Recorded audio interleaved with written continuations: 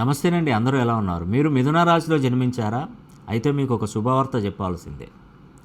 June 2వ తారీఖున కర్కాటక రాశిలోకి గురుడు వస్తున్నాడు. ఏది? మిథున రాశిలో నుండి.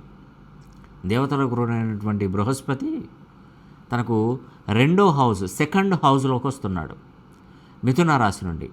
మిథున రాశి వారికి అసలు పట్టపగ్గాలు ఉండవండి.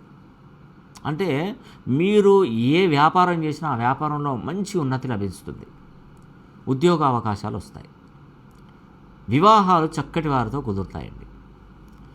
అదేవిధంగా అనారోగ్య సమస్యలతో ఇబ్బంది పడుతున్నటువంటి వారికి కూడా అనారోగ్య సమస్యలకు ఒక మార్గం అనేది కూడా దొరుకుతుంది.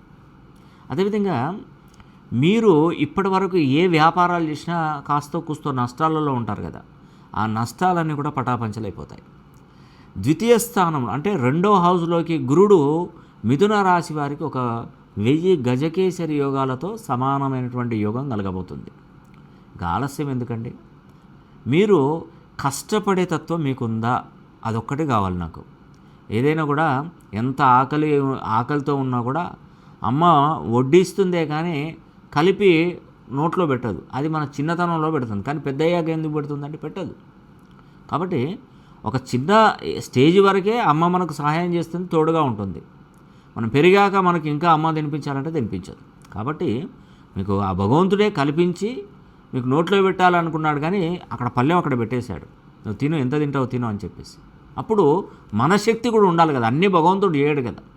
మిథున రాశి వారికి ఒక మంచి టైం వచ్చిందని నేను చెప్పినప్పుడు మీరు దాన్ని సద్వినియోగం చేసుకోవాలి. అంటే మీరు కదలాలి, ముందుకు కదలాలి.